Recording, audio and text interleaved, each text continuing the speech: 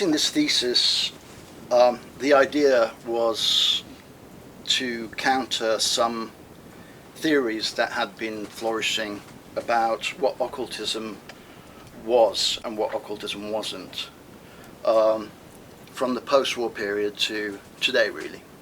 I think there's been a swing of the pendulum from one extreme to the other extreme. And I think my mentor, Nicholas Goodrick Clark, did that with the Occult Roots of Nazism, which kind of really puts all those theories on kind of occult Nazi bases in Antarctica to sleep, and kind of tells it as it really was. And I remember finishing my thesis, my May thesis on Kenneth Grant in Exeter, and Nicholas suggesting I did an Occult Roots of Fascism, which I thought would be kind of a huge amount of work. And actually, I turned out to be right. It took me more than 4 years of research and writing. But so let's go back to the beginning and kind of addressing these extreme swings of the pendulum. After World War II, we had German thinkers who had fled Nazi Germany because they were Jewish, who made the, at the time, I guess, inevitable link between occultism and certain forms of ideas and the Nazi regime and the horror that had happened in Germany during the Second World War. I guess two of the most famous were George Mosse in his classic The Crisis of German Ideology, Intellectual Origins of the Third Reich, where he basically described occultism as a fall into the irrational. And of course, maybe the most famous is Theodor Adorno, who wrote the thesis against occultism, without really knowing that much about occultism himself, to be honest. This was in 1947, so it was still a touchy subject, and he labelled occultism the metaphysics of dunces. This kind of carried on into the 70s, and we get a book that I really love, because it's kind of the first compendium of the occult revival from the mid-19th century to the mid-20th century, I guess, which is James Webb's Flight from Reason. The title itself kind of is indicative of the fact that we're still talking about occultism as irrationality and possibly leading to totalitarianism. The first line of the book reads, "After the age of reason came the age of the irrational." So that's kind of very programmatic. Things changed in the early 2000s with the development of the field of Western esotericism. As many of you know,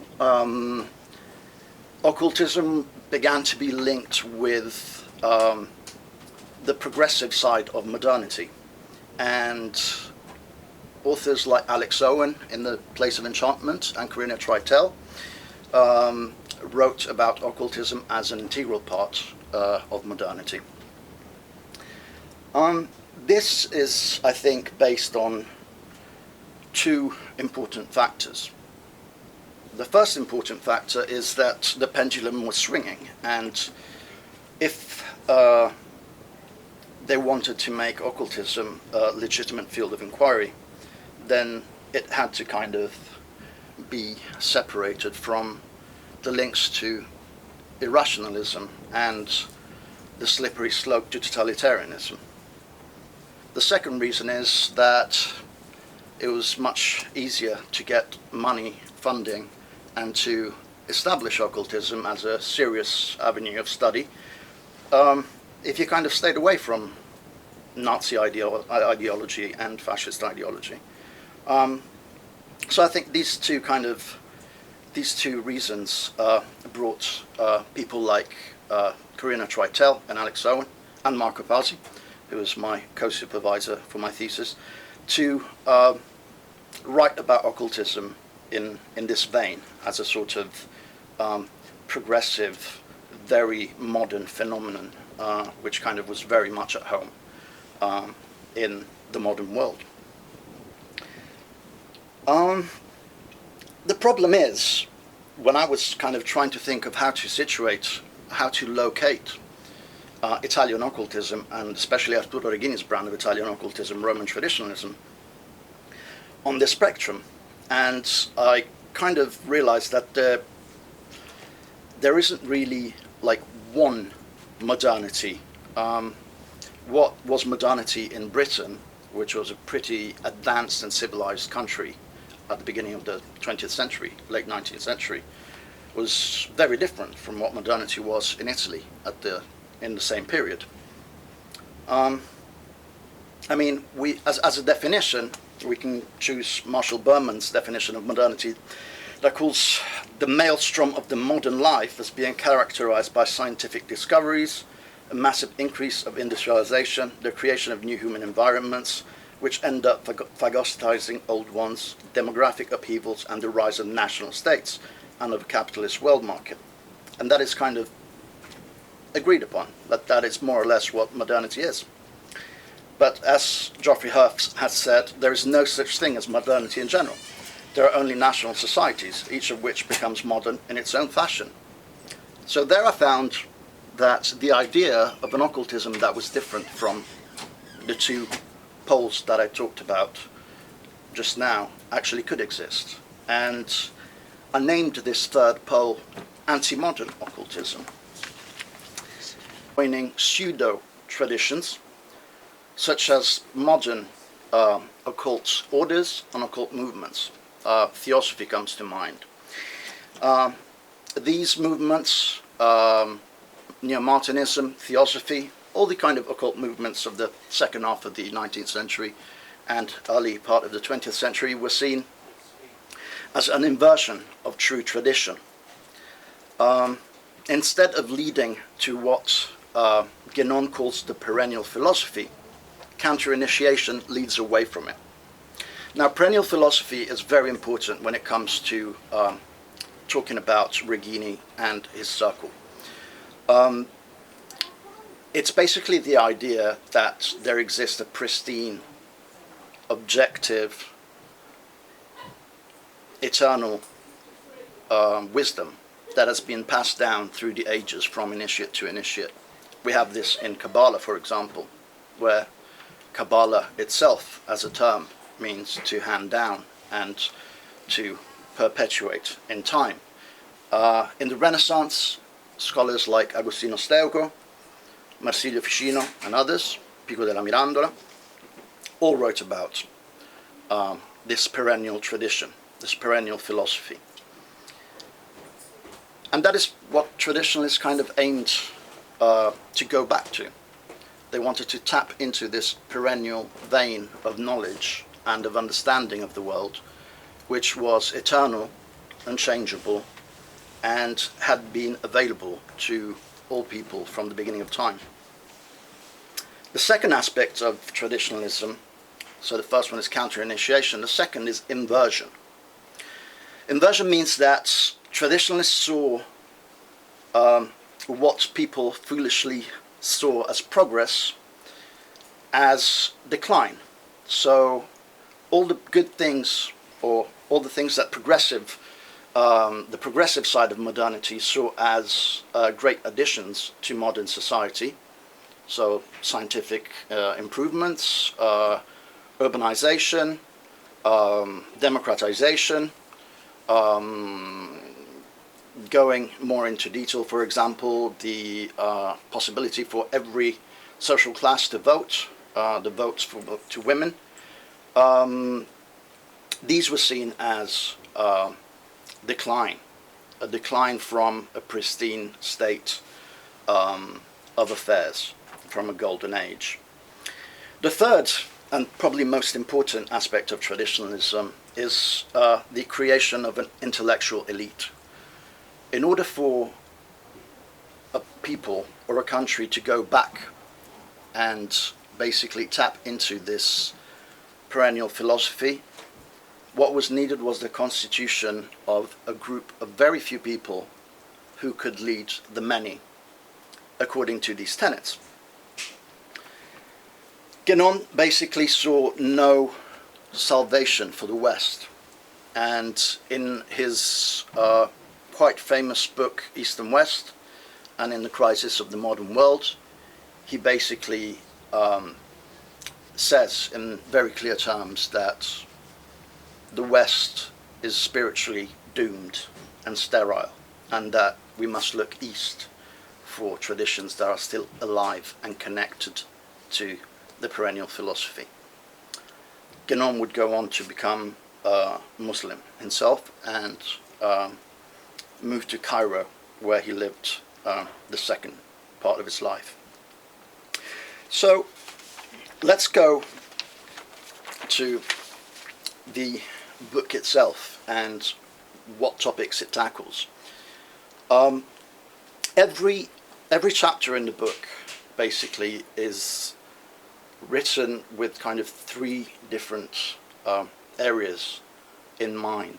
The first one is a kind of bird's view vision of what the historical situation was, what the historical period was like. So it basically traces the life of Italy as a nation from the Risorgimento, from the unification of Italy in 1870 to the death of Arturo Reghini in 1946. The second aspect considers the occult movements in these historical periods and what was happening when it came to occultism in Italy, of Italian Freemasonry. And that would be one of Reghini's loves for the whole of his life. He was a proud Mason, and as we will see, he tried to bring about change by using Masonic circles at his advantage. The first Masonic lodge opened in Turin in 1859, and soon there were different lodges of different rites in every major, and I would say minor, city in Italy. The second chapter, I think, is one of the most important chapters, is Reghini's early years from 1898 to 1910. And it's an interesting chapter because we kind of see how the young Reghini interacted with his peers in Florence. We have a small group of traditionalists who hang out with Reghini. We also have the futurists, led by Filippo Tommaso Marinetti, who wrote the Futurist Manifesto in 1909. And it's pretty strange to think of Marinetti and Reghini being close friends and good friends, but back in the day, avant-garde and tradition weren't that separated, and they could really kind of coexist. There were a few drunken scuffles, but this kind of didn't stop the two movements from influencing each other. Another really important aspect was the spread of theosophy and Reghini's adherence to Italian theosophy. He started very young. He wasn't 18 when he started. He joined the Roman Lodge, Theosophical Lodge, which at the time was the first and only one. And when it expanded to other cities, he moved back to Florence and was the head librarian of the Theosophical Library. And this brought him in touch with some pretty famous occultists of the day, and we have extant correspondence between Reghini and people like Annie Besant, who would give him tips on yoga and postures to keep during meditation, which Reghini, standing at a 6'5", found very, very uncomfortable. 1910 is a year that really kind of changes Arturo Reghini's life, because he meets his Roman traditionalist master Amedeo Armentano, and he's initiated into this current of Roman traditionalism. We call it Roman traditionalism to distinguish it from the Guionian traditionalism, and also because most of the members lived in Rome, and of course it had very it looked back at ancient Rome as the period to go back to in order to bring back tradition with a capital T. The group Reghini joined was called Scuola Italica, and it met in Armentano's tower in Calabria in southern Italy, a tower by the sea that he had bought. They met every summer and spent a couple of months practicing rituals, meditating, and basically the tenets of the Scuola Italica were that there was an unbroken chain of initiates. We've heard this before. That went from Pythagoras to King Numa in Rome, all the way past Dante and Campanella and Giordano Bruno and Mazzini and Garibaldi, who were heroes of the Italian Risorgimento, all the way down to Armentano, who had then initiated Reghini. It's a pretty weird lineage, to be honest, and Reghini kind of goes at great lengths to make it work in his mind and make it fit. But what he surmised at the end of his learning period was that the Pythagorean ideals were, and the ancient Roman religion, were what was going to bring Italy back from its kind of minor role in Europe. So the problem came when Mussolini rose to power in 1922. In the same way as we can't talk about an occult side of Nazism when we talk about Hitler, we can't really talk about an occult side of fascism when it comes to Mussolini. Mussolini was a socialist, an atheist, and obviously didn't look too favorably to secret societies. What they did have in common was a love for ancient Rome and the will to kind of create a third Rome, a new Roman man, by going back to the ideals of ancient Rome. And for a short while, Reghini and his friends were actually in very close relations with the Duce. But in 1925, after he had gained power and marching on Rome in 1922, Mussolini banned all Masonic affiliations, and many of Reghini's friends were forced to exile. And Reghini, who by then was a teacher in a state school, maths teacher in a state school, couldn't really teach in or have a state job anymore because he continued to be a Freemason.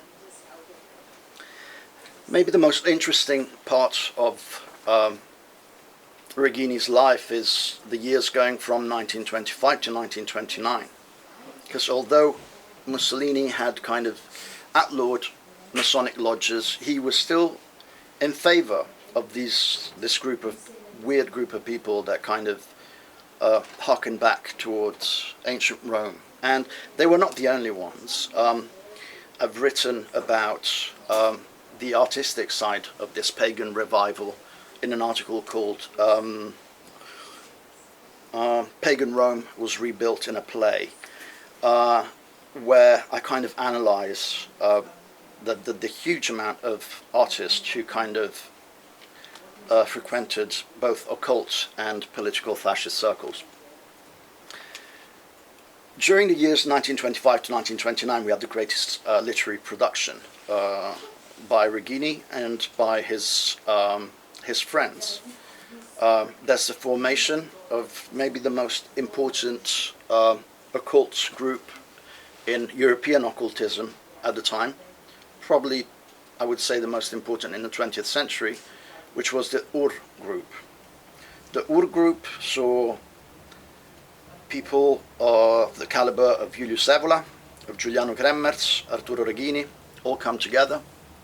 So we had neo-Martinists, traditionalists, we had some Christians, we had all sorts of occultists coming together and creating a journal called Ur, which came out for 2 years, and then the name changed to Krur and came out for a third year.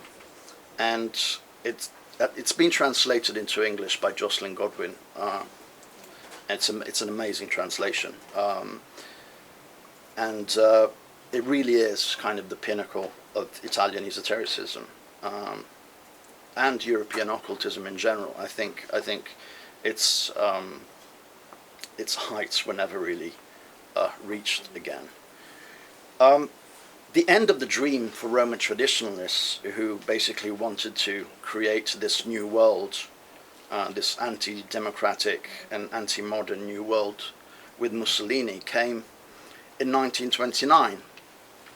Since 1870 to 1929, the Pope had lost his temporal power. With the unification of Italy on the 20th of September of 1870, troops had entered Rome, had captured the Pope, and Italy had been without papal temporal power for the first time in ages. This was great for people like Reghini, who were obviously very much anti-clerical. But Mussolini had a problem. Italy had been united only 50 years prior, and in the south we had the ex-Spanish-speaking Kingdom of the Two Sicilies.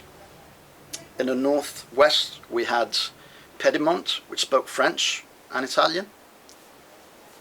Northeast we had Veneto, which had been Austrian, so they spoke German. And then in the center we had the Papal States. And how could Mussolini join all this disparate group of people? The answer was only one: Catholic religion. So accords with the Vatican were signed and the Pope was reinstated. Once the Pope was reinstated in 1929, the pagan Roman traditionalists basically realized that the dream was over, and many more left. Some committed suicide, some were killed by the fascist police, and Arturo Reghini spent his last 15 years working as a maths tutor in a private school. So this is kind of to give you guys a very, very kind of short relation of Reghini's life. The idea of the work was to kind of prove that the pendulum that had swung towards an idea of progressive and tolerant and accepting occultism and democratic occultism had to kind of be rebalanced a bit, because the works by Treitel, by Owen, by Marco Pazzi had basically only focused on the German and British milieus, and of course, when we consider Britain, or when we consider England only, like, for example, with the Golden Dawn or the Theosophical Society, we know, for example, that, you know, women had many rights, and that the Golden Dawn was one of the hotbeds for, you know, the suffragette movement and for rights for people who didn't have rights before. All the while, in Italy, things were completely different. You know, women had still a very marginal role, and now we're just kind of focusing on one issue, but women had a very marginal role. Julius Evola had more or less, at the same time of Waite taking over the Golden Dawn, written an article entitled Woman as a Thing, where he argued that there was no way women possessed that spiritual quid which could give them any sort of advancement in that realm. So we're talking of two very different countries on a cultural level, on an intellectual level, and so it's kind of, I think it's very disingenuous to talk about occultism as progressive in the early 20th century in the way these previous scholars have done, by only considering countries which were light years ahead, such as the UK and Germany, and kind of ignoring the southern part of Europe, which was kind of more similar to North African countries, really, in terms of progress and in terms of how much they depended on agriculture rather than industry, and which had countries which had a rate of literacy which was ridiculously low compared to the northern counterparts. So I would just like to end this with a paragraph that I wrote in which I state that elitist, anti-modern traditionalist milieus, sometimes even prone to totalitarian political ideas, obviously did actually exist in modern times. And the balance must be struck between the older theoretical constructs, which bound occultism to a one-way journey to irrational and totalitarian ideas a priori, and the newer, more nuanced scholarship, which views occultism as an integral part of modernity, but seems to ignore some facets of modern expression, since even anti-modernism, in this case, must be seen as a modern phenomenon, albeit less congenial to its thesis. And you will find out by buying my book if I have made a good job at proving the existence of this third pole. Thanks a lot. Thank you, love. Yep. Yeah. You said that there was sort of connection or affiliation between the futurists, like Modernity and so on, and the traditionalists. Yes. Perhaps odd bedfellows, but at the same time, perhaps is there sort of were they perhaps united by a sort of a critique of the modern? Or? Yes, absolutely. So there used to be, there still is actually, a very beautiful cafe in Florence, whose name I actually can't remember now, which is strange considering kind of I've read about it for 4 years, like every day, where Giulice, okay, so it's called the Red Shirts, Giulice, where Reghini and his friends went to drink, and the futurists went there to drink, and there's a biographer of kind of Florentine history that gives a really good description of what the Giulice was like in the 1910s, you know, and he says, you know, here at one table there was like a Nietzschean fulguration, at another table, you know, you could spot like the white wavy hair of Anne Besant, you know, and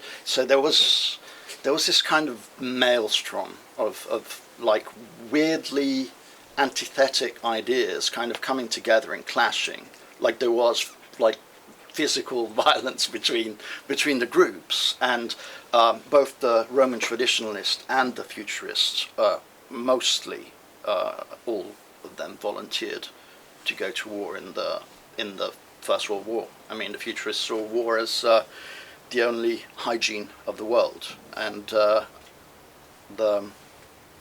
Roman traditionalists saw war as a way of recreating the sacred borders of Italy, that Italy had during kind of the Roman Empire, so the Alps and the Mediterranean Sea, so kind of reclaiming those kind of small but vital territories that were at the border, and both of them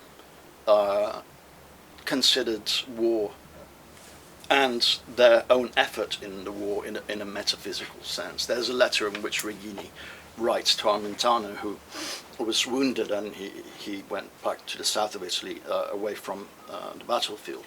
But as soon as Italy had won the war, Reghini wrote him a letter talking about the rituals that they'd done daily to kind of favor a victory. And after kind of a very calm and collected letter, there's this like massive by our hand Austria has died, and it's like something that Marinetti probably would have like enjoyed reading. It's kind of like sloganistic, like Marinetti style. So yes, there were very antithetical groups, very odd bedfellows, but both of them wanted to look to the future and create something new, something that would kind of improve the lot of Italy. Although the futurists weren't kind of that as nationalistic or as the Italian school, the Roman Traditionalist. This is what strikes me.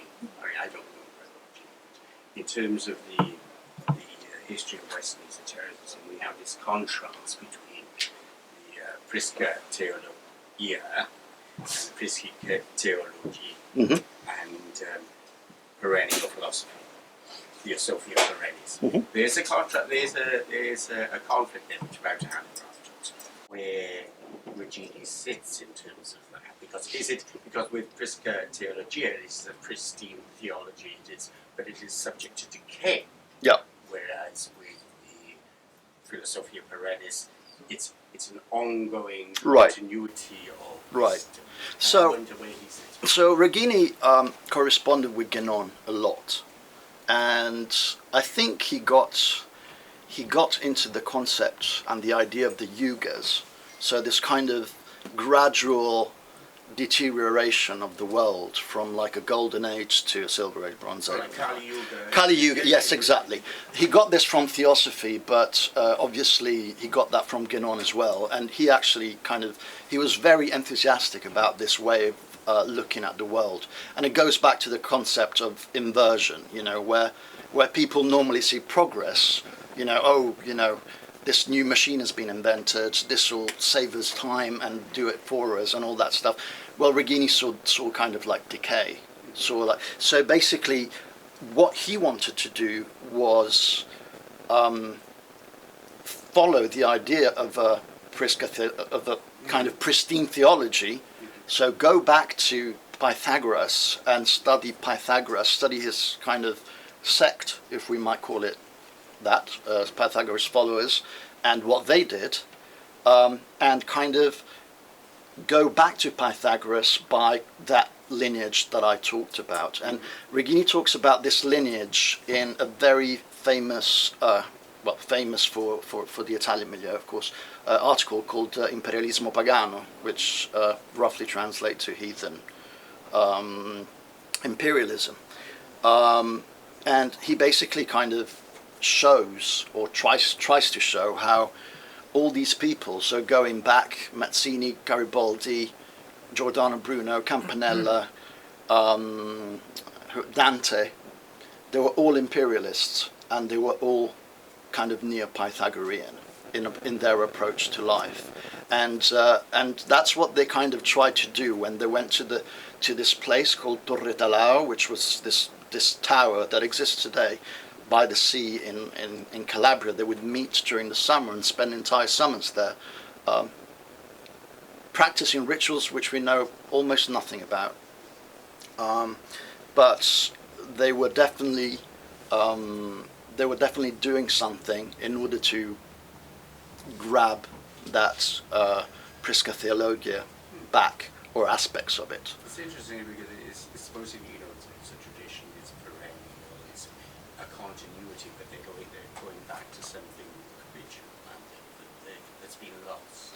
Yeah, they're doing that, but at the same time, it's also what people usually don't get about traditionalism itself, and like I think Guinonian traditionalism in general, not Roman per se, is that they're like, oh my God, these people, you know, are looking back, and they're nostalgic for something that was and isn't no more. Well, what they really kind of were doing was trying to earn knowledge of what was great and bring it back to the present so the future would be better. You know, you have this kind of very diffuse idea of the new man. You know, you have that in Nietzsche, and you have that, of course, in Mussolini. You know, the uomo nuovo. You know, the forging of a new man. You know, men are forged, you know, to be better, new, modern, and so it isn't kind of nostalgia per se.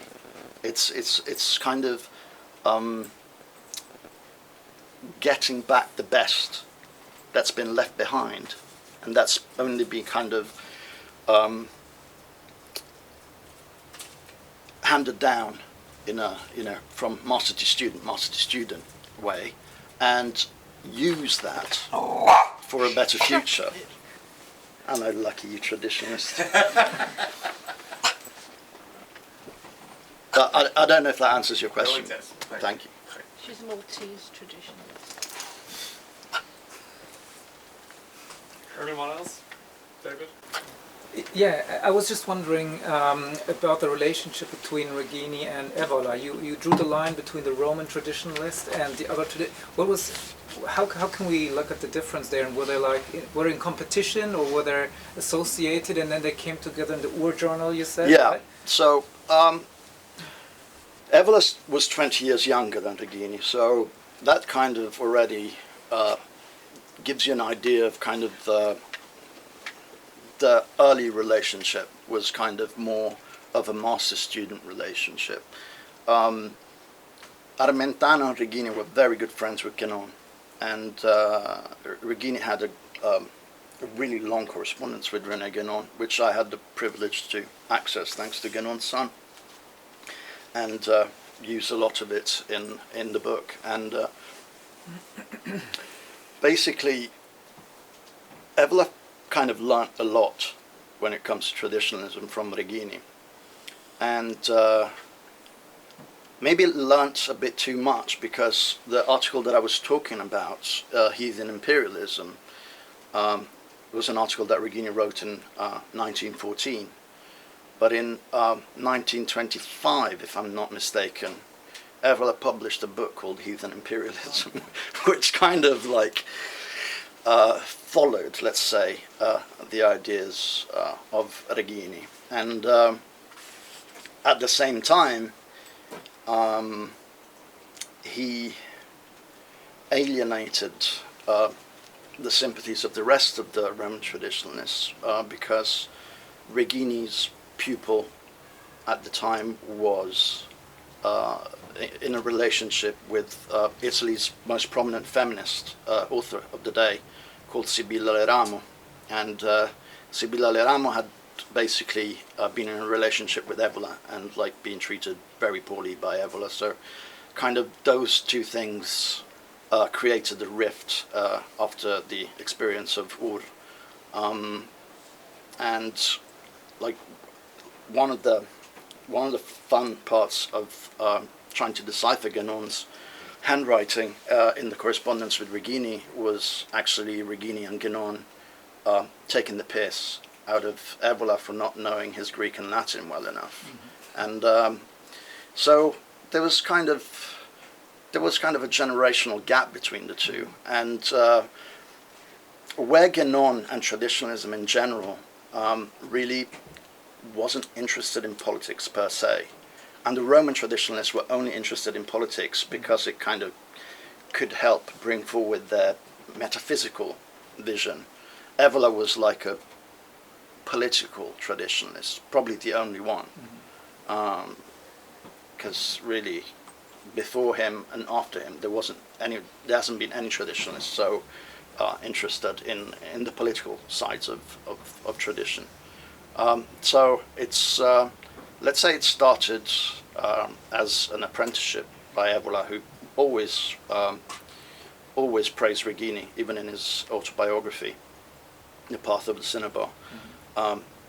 Until the end of his life, he said that Reghini was like an absolute genius, and that he was privileged, to have studied with him and have learned what he learned from him.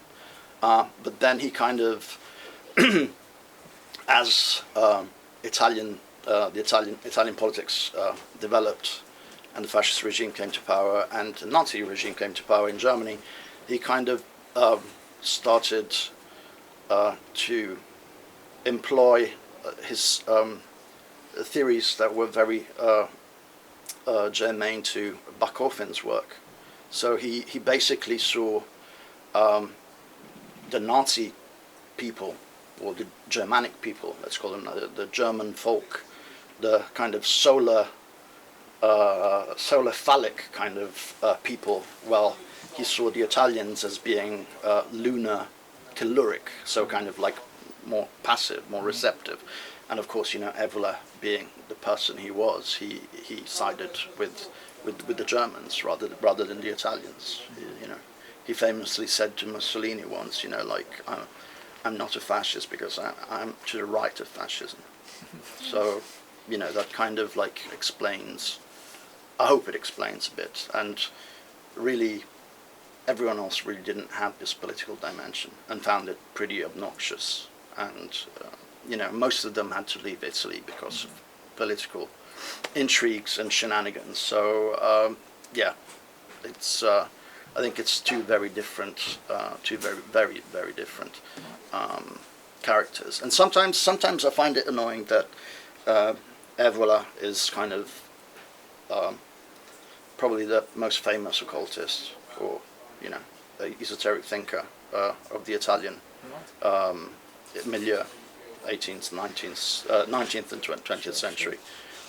It's annoying because there's a treasure trove. There's Arturo Reghini, who's absolute genius. There's Giulian Kremmerz, who practiced this form of healing, like Isaiah magic, but then had also this kind of Ziridian aspect of like becoming a god, kind of, and very, very weird, but very interesting stuff, and very, very grounded in like traditional, with a small t, occult lore. So I find it kind of annoying that sometimes that Evola is kind of... He zeroes in on Evola. Yeah, everyone zeroes in on Evola, and basically that's what everyone knows about Italian occultism, and the fact that he was kind of makes it hard for people who want to research, this kind of part of occultism. I actually think that's all the time we have. But thank you again, Chris. Yep, thank you guys for Another round of coming. applause. Thank you.